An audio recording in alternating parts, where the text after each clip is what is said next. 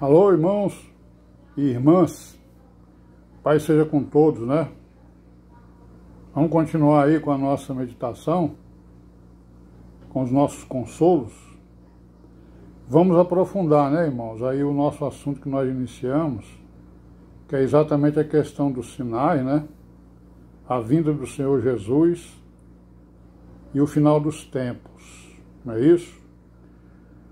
Então, a última vez que nós conversamos aqui, nós falamos do capítulo 24 de Mateus, no versículo 2, e falamos que, né, que Jerusalém, a profecia, né, que Jesus Cristo está fazendo aqui, a profecia da destruição de Jerusalém. Então é claro que ele está falando, né, depois... ele não está falando da profecia de Nabucodonosor, porque a de Nabucodonosor já tinha acontecido, né? A primeira destruição. Ele está falando do que ia acontecer com Jerusalém, né? A partir exatamente da sua partida, da sua ascensão. E foi o que aconteceu no ano 70, né? Certo? Hoje nós vamos ver o que? Rapidamente aqui nós vamos ver o versículo 3. É o capítulo 24 de Mateus, versículo 3, né? Quando os discípulos perguntam para ele sobre o sinal da tua vinda e do fim do mundo, certo? Então, onde é que a gente vai dar uma aprofundada aqui? Vamos dar uma aprofundada em Tessalonicenses, na primeira carta, né? Os Tessalonicenses. No capítulo 5, né, que vai dizer o seguinte,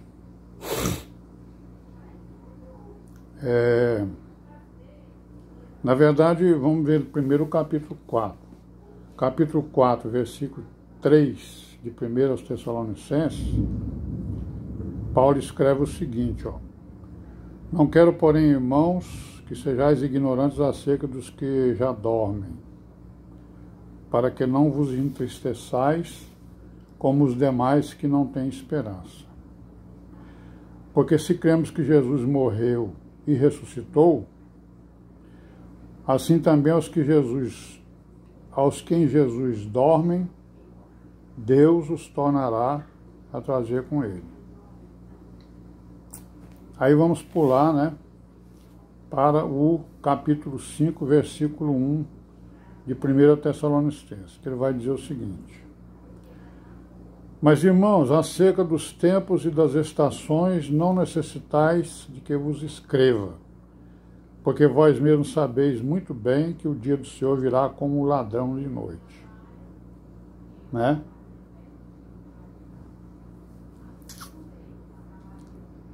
Pois que quando disserem a paz e segurança, então lhes sobrevirá repentina destruição, como as dores de parto àquela que está grávida, de modo que nenhum escaparão. Mas vós, irmãos, já não estáis em trevas, para que aquele dia vos surpreenda como um ladrão. Porque todos vós sois filhos da luz e filhos do dia. Nós não somos da noite nem das armas. Não durmamos, pois, como os demais, mas vigiemos e sejamos sóbrios, porque os que dormem, dormem de noite, e os que se embebedam-se de noite. Mas nós que somos do dia, sejamos sóbrios, vestindo-nos da couraça da fé e da caridade, tendo por capacete a esperança da salvação.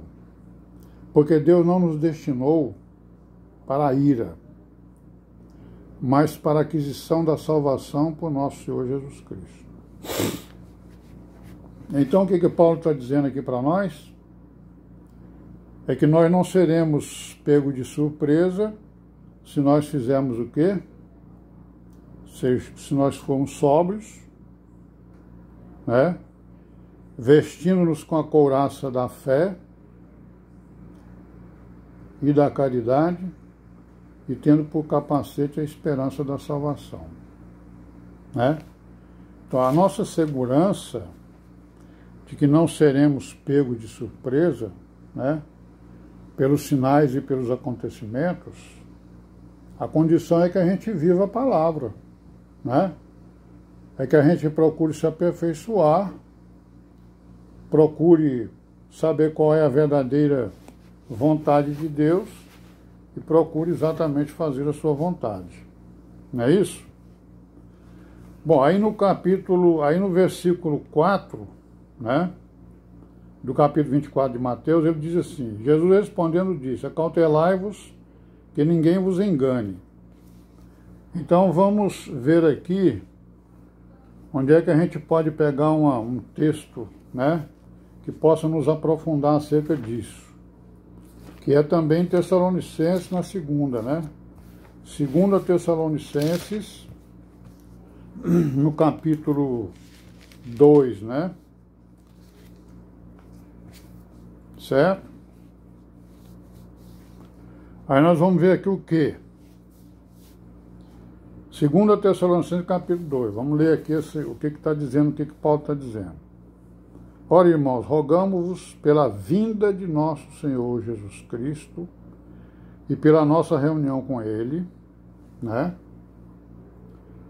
que não vos movais facilmente do vosso entendimento, nem vos perturbeis, quer por espírito, quer por palavra, quer por epístola, como de nós, como se o dia de Cristo estivesse já perto.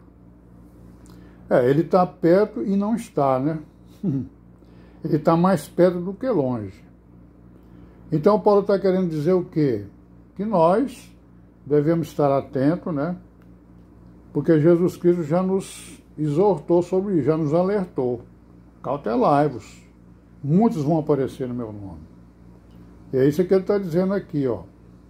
Vão querer nos tirar, né, do entendimento que a gente tem, né?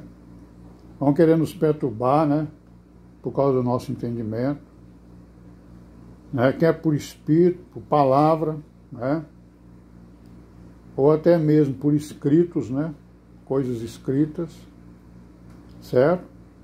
Aí no versículo 3 ele vai dizer o quê? Ninguém de maneira alguma vos engane, porque não será assim sem que antes venha a apostasia e se manifeste o homem do pecado, o filho da perdição.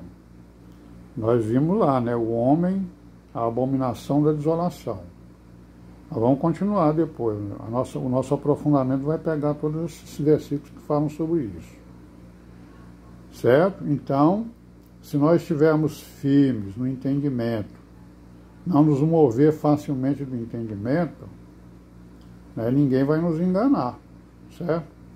E ele está dizendo aqui, ó, e o Senhor Jesus, né, não virá antes que venha a apostasia e se manifeste o homem do pecado. Então vai haver primeiro a manifestação do homem do pecado, né?